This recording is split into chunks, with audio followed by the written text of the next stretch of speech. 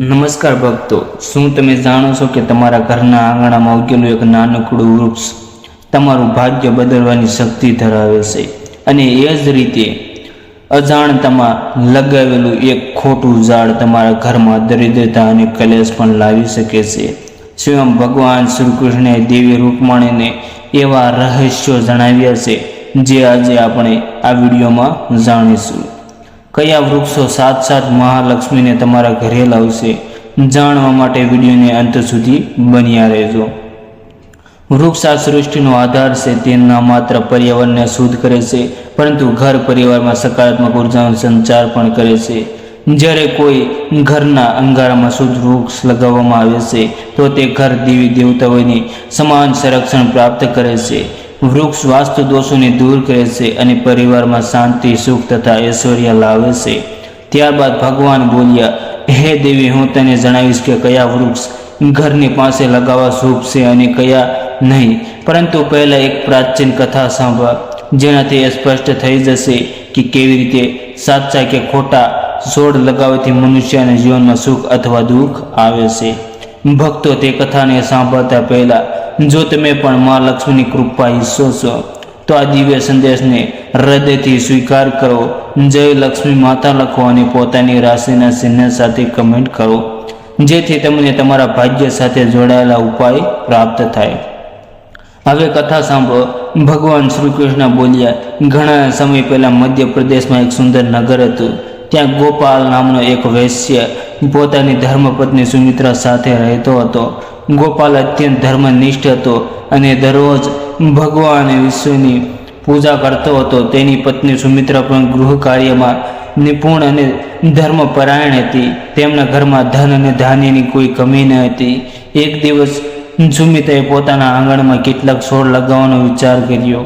તેણે જાણકારી વિના માત્ર તે છોડ લગાવ્યા જે તેને જોવામાં સુંદર લાગતા, પરંતુ તે છોડ વાસ્તુ અનુસાર અશુભ હતા.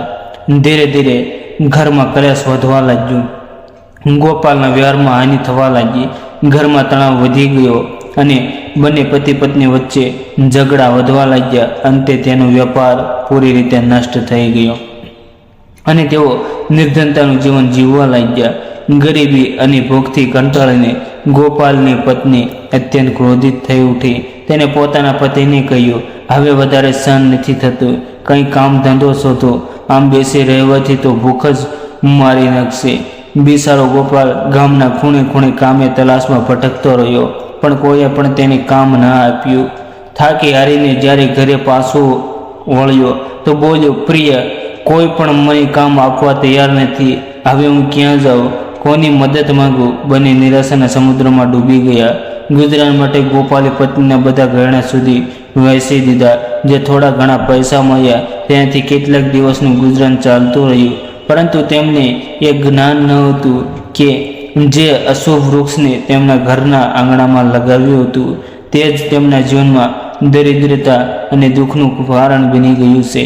વૈકુંઠ લોકમાં બેઠેલા ભગવાન વિષ્ણુ અને મા લક્ષ્મી પોતાની ભક્તોની આદેશની દશા જોઈ રહ્યા હતા. મા લક્ષ્મી બોલ્યા, પ્રભુ, શું તમે તમારા ભક્તોની સહાયતા નહીં કરો?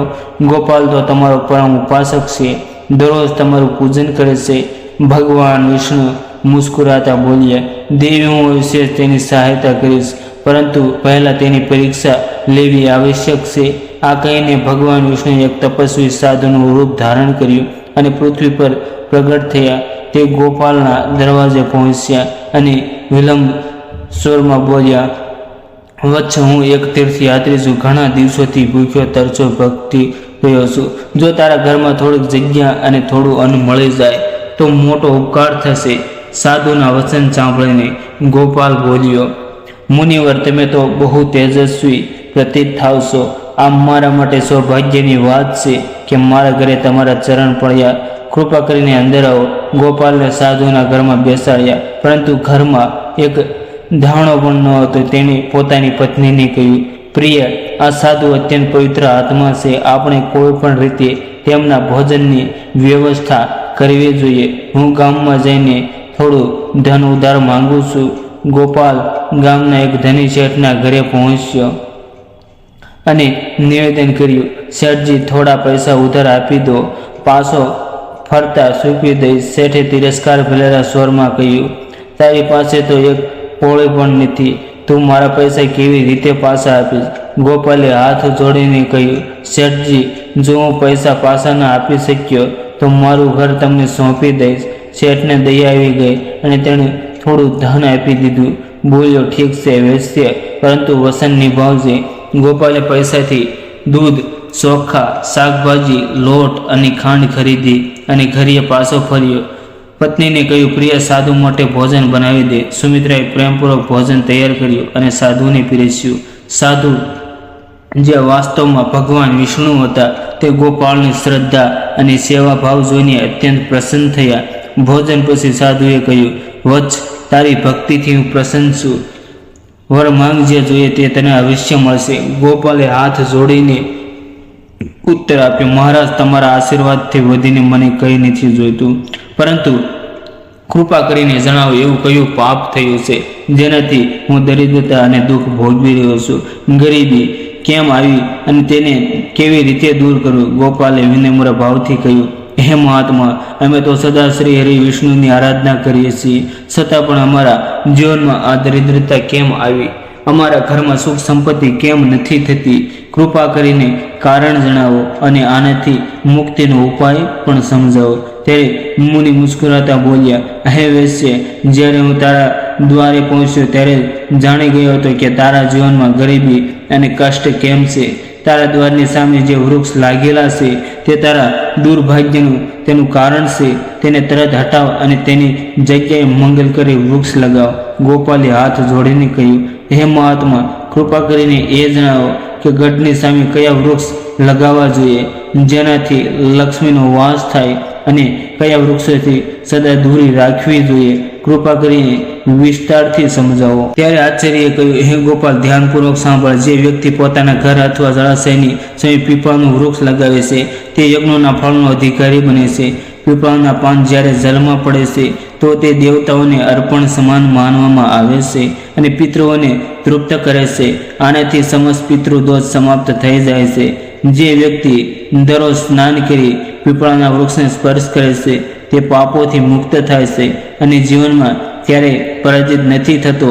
પીપળાને પ્રણામ કરવાથી લક્ષ્મીની પ્રાપ્તિ થાય છે અને તેની પરિક્રમા કરવાથી દીર્ઘાયુ મળે છે.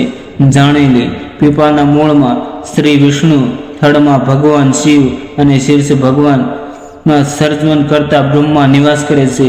અમાવસ્યાના દિવસે પીપળાના દર્શન અને પ્રણામ કરવાનું ફળ 1000 ગાયોનું દાન સમાન હોય છે. આ સૃષ્ટિમાં પીપળા જેવું કોઈ બીજું પવિત્ર વૃક્ષ નથી. સ્વયં ભગવાન વિષ્ણુ પૃથ્વી પર પીપળા રૂપે અવતરિત થયા છે. જે વ્યક્તિ પીપળાની શાખા તોડે છે અથવા વૃક્ષને હાનિ પહોંચાડે છે તે મહાન પાપીનો ભાગ્ય બને છે અને નરકમાં પડે છે. જે પીપળાને મૂળમાંથી કાપે છે તે અનેક જન્મ સુધી મોક્ષથી વંચિત રહે છે. શ્રી આગળ બોલ્યા, હવે સાંભળ. બીજા પુણ્ય થઈ વૃક્ષના વિષયમાં આંબળા, ધતેલું ફળ સંપૂર્ણ જગતમાં પ્રસિદ્ધ છે. પરમ પવિત્ર માનવામાં આવે છે. જે મનુષ્ય દરરોજ આંબળાનું સેવન કરે છે તે જન્મ મરણના ચક્રમાંથી મુક્ત થાય છે. આ ફળ સ્વયં શ્રી હરિ વિષ્ણુજીને અત્યંત પ્રિય છે. આંબળા ખાવાથી શરીર બળવાન થાય છે, આયુ વધે છે અને તેના રસનું જળ પીવાથી રોગ નષ્ટ થાય છે. જો આંબળાના રસને જળમાં મિલાવીને સ્નાન કરવામાં આવે તો દરિદ્રતા દૂર થાય છે અને સમૃદ્ધિ પ્રાપ્ત થાય છે. અને સમૃદ્ધિ પ્રાપ્ત જે ઘરમાં આંબળા સદૈવ રહે છે ત્યાં ભૂત, પ્રેત અને નકારાત્મક શક્તિઓનો પ્રવેશ નથી કરી શકતી.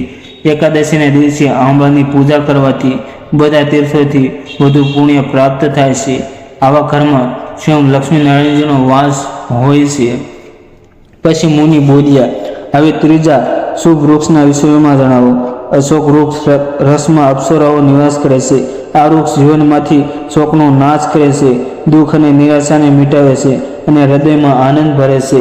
આથી ઘરના આંગણા અથવા દ્વારની સમીપ અશોક વૃક્ષ આવશે લગાવવું જોઈએ. ઘરની આસપાસ લગાવવામાં આવતા શુભ વૃક્ષ ઘરની પાસે કેટલાક વિશેષ વૃક્ષ લગાવવાથી ન માત્ર શાંતિ અને સુખ સમૃદ્ધિ જળવાઈ રહે છે, પરંતુ તે દેવતાઓનો સ્થાયી નિવાસ પણ આકર્ષિત કરે છે. એક અશોક વૃક્ષ સૌંદર્ય અને શાંતિનું પ્રતીક અશોક વૃક્ષ ઘરમાં ઠંડક, સૌંદર્ય અને યુવાનનો સંચાર કરે છે. જ્યારે માતા લક્ષ્મી સીતા રૂપે અવતાર લીધો અને રાવણ દ્વારા અપહરણ પશ્ચાત અશોક વાટિકામાં નિવાસ કર્યો, ત્યારે આ જ વૃક્ષે તેમનો સાથ આપ્યો. માતા સીતાએ અશોક વૃક્ષને આશીર્વાદ આપ્યા કે જ્યાં પણ આ વૃક્ષ હશે ત્યાં તેમનો નિવાસ સદૈવ રહેશે. એટલા માટે આ ઘરમાં સુખ, સૌંદર્ય અને શાંતિ જાળવી રાખે છે. બે પાકળ વૃક્ષ યજ્ઞ સમાન પુણ્ય નાખનારા દરેક વ્યક્તિએ પાકળનું વૃક્ષ અવસર લગાવવો જોઈએ. તેના રોપણનું ફળ મહાન યજ્ઞ સમાન હોય છે. કળયુગમાં જ્યાં યજ્ઞ કરવાનું કઠિન થઈ ગયું છે ત્યાં પાકળ વૃક્ષ લગાવવું યજ્ઞ સમાન પુણ્ય આપે છે. 3 લીમડાનું વૃક્ષ આયુ અને શ્વાસદાતાનું લીમડાનું વૃક્ષ ભગવાન સૂર્યદેવને અત્યંત પ્રિય છે. તેના રોપણથી દીર્ઘાયુ પ્રાપ્ત થાય છે અને અનેક રોગોથી મુક્તિ મળે છે. માતા લક્ષ્મી પણ લીમડાના પાનને અત્યંત પ્રિય માને છે, તેથી લીમડાનું પણ તેમના નિવાસ માનવામાં આવ્યો છે. ઘરની સામે લીમડાનું ઝાડ લગાવવાથી આરોગ્ય, ધન અને સમૃદ્ધિ પ્રાપ્ત થાય છે.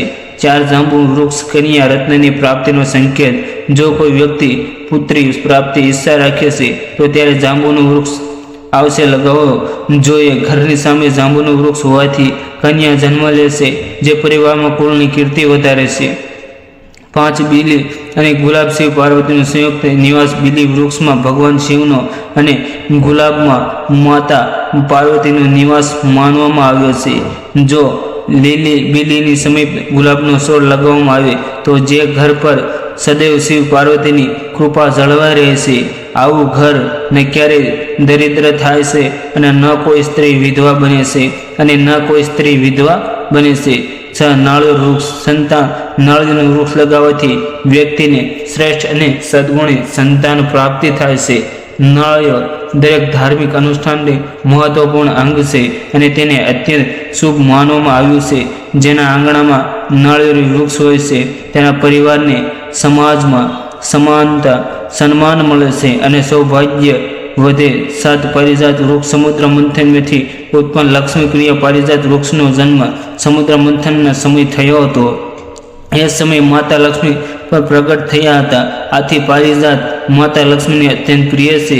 તેને ગરબા લગાવવાથી વિશેષ રૂપે ધન, સૌભાગ્ય અને દેવી લક્ષ્મીની કૃપા પ્રાપ્ત થાય છે. 8 દાડમનું વૃક્ષ. સૌંદર્ય અને સમૃદ્ધિનું પ્રતીક છે. જે વ્યક્તિ સુંદર, સંસ્કારી અને સૌભાગ્યશાળી પત્નીની કામના કરે છે તેણે દાડમનું વૃક્ષ લગાવવું જોઈએ. દાડમમાં લાલ ફૂલ અને ફળ શુભ ઉર્જાનો સંચાર કરે છે. આ વૃક્ષ માત્ર લક્ષ્મીનું પ્રતીક બાંધવામાં આવ્યું છે અને તેના ફળ શરીરને તેજસ્વી બનાવે છે. 9 ખાખરાનું વૃક્ષ. બ્રહ્મ તેજ પ્રદાન કરનાર ખાખરાને ધર્મ વૃક્ષ કહેવામાં આવ્યું છે. તે ભગવાન બ્રહ્મા અને અગ્નિનું પ્રતીક માનવામાં આવે છે. તેના લાલ ફૂલ ઉર્જા, ઉત્સાહ અને તાપનો સંકેત છે.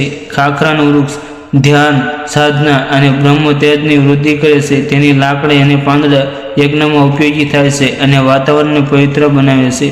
સગર્વ, મુનગા, બોરિંગા વૃક્ષા રોગનાશક અને સ્વાર્થદાયક. જે વ્યક્તિ કોઈ રોગથી પીડિત હોય તેને સરગવાનું વૃક્ષ લગાવવું જોઈએ. આ વૃક્ષ અનેક ગંભીર રોગોને સમાપ્ત કરે છે અને શરીરને સ્ફૂર્તિદાયક બનાવે છે. હવે જાણો કયા વૃક્ષોને ઘરની સામે ન લગાવવા જોઈએ. એ કાંટાળા છોડ. રંગ પ્રદેશના છોડ, કાંટાવાળા છોડ નકારાત્મક ઉર્જા ફેલાવે છે. આનાથી ઘરમાં કલેશ, તણાવ, અસંતોષ વધે છે. આવા છોડને ઘરની અંદર અથવા સામે લગાવવાથી વાસ્તુ દોષ ઉત્પન્ન થાય છે, જેનાથી આર્થિક હાનિ, રોગ અને પારિવારિક મતભેદ થાય છે. 2 તાળ વૃક્ષ. મંગ ત્રિપાળ વૃક્ષ ઘર માટે અશુભ માનવામાં આવ્યું છે. કહેવાય છે કે જ્યાં તાળનું વૃક્ષ હોય છે ત્યાં સંતાન સુખ બાધિત થાય છે, બાળકોની ઉન્નતિ રોકાઈ જાય છે. જેના ઘરમાં દેવતા નિવાસ કરે છે ઘર સારા સુખ, સમૃદ્ધિ તથા સ્વાસ્થ્યપૂર્ણ પરિપૂર્ણ રહે છે. ઘરના વૃક્ષ અને વાસ્તુનું રહસ્ય. કયા છોડ સુખ આપે છે અને કયા દુઃખ દરેક વ્યક્તિ ઈચ્છે છે કે તેના ઘરમાં સુખ, શાંતિ જળવાઈ રહે અને ધનની ક્યારેય કમી ન રહે પરંતુ ઘણીવાર એવું થાય છે કે આપણી પૂરી મહેનત છતાં ઘરમાં કલેશ વધે છે, મન અશાંત રહે છે અને આર્થિક તંગીની ગળ કરી લે છે. વાસ્તુશાસ્ત્ર કહે છે કે આનું એક મોટું કારણ આપણે ઘરની ચારે બાજુ લાગેલા ઝાડ છોડ પર હોઈ શકે છે. જે છોડથી બચવું જોઈએ. જે છોડ અથવા વૃક્ષ કાપવો અથવા તોડવા પર દૂધ જો લસારે તો તેમના ઘરમાં અથવા તેની આસપાસ ક્યારેય ન લગાવવા જોઈએ. આવા છોડ નકારાત્મક ઉર્જા ફેલાવે છે. 52 કેશિયાનું વૃક્ષ ઘરની સામે લગાવવું અત્યંત અશુભ બાંધવામાં આવ્યું છે.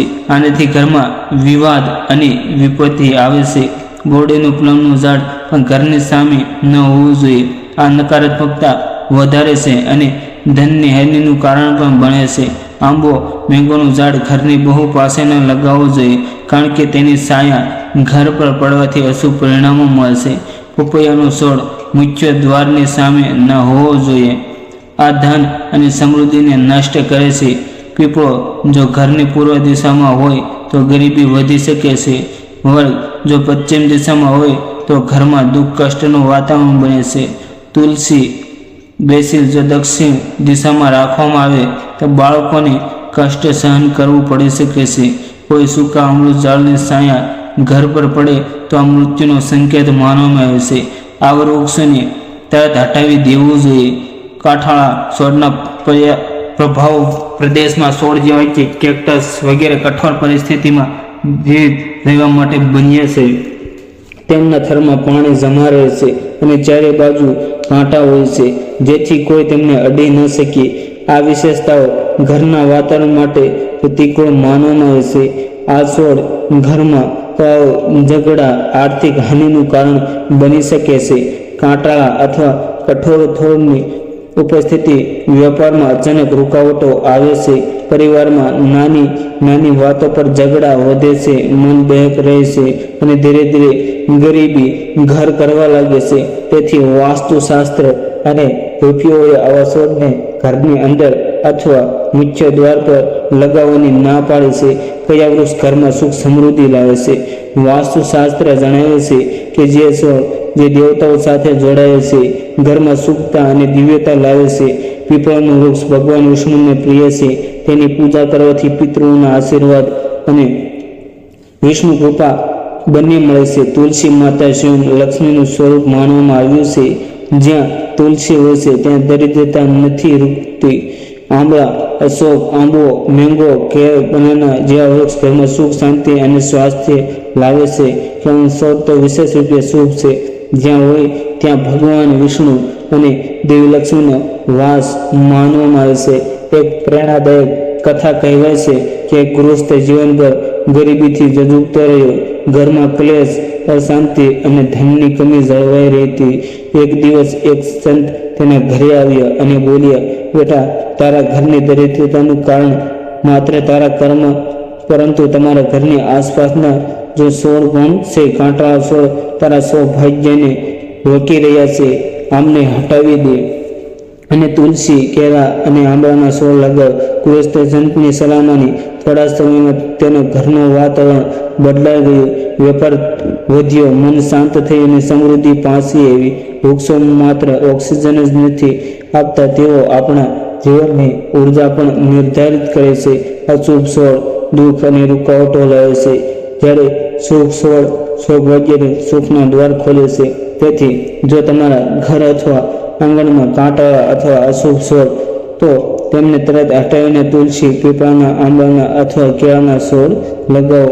જો કે રીતે ધીરે ધીરે તમારા ઘરમાં શાંતિ, ધન અને દિવ્યતાનો સંચાર થવા લાગશે. તો ભક્તો, આ હતા ભગવાન શ્રી કૃષ્ણ દ્વારા બતાવેલા એ દિવ્ય વૃક્ષો જે આપણા જીવનમાં ખુશીઓ ભરી શકે છે. યાદ રાખજો, પ્રકૃતિ એ પરમાત્માનું જ રૂપ છે. તેની રક્ષા કરો અને શુભ છોડ વાવીને તમારા ઘરને પવિત્ર બનાવો. આશા છે કે આજનો વિડીયો તમને પસંદ આવ્યો હશે. જો તમે પણ ભગવાન શ્રી કૃષ્ણ અને મા લક્ષ્મીના આશીર્વાદ મેળવવા માંગતા હો તો કમેન્ટમાં જય શ્રી કૃષ્ણ અથવા જય લક્ષ્મી માતા જરૂર લખજો. ફરી મળીશું એક નવા જ્ઞાનવર્ધક વિડીયો સાથે. ત્યાં સુધી રજા આપજો. ધન્યવાદ.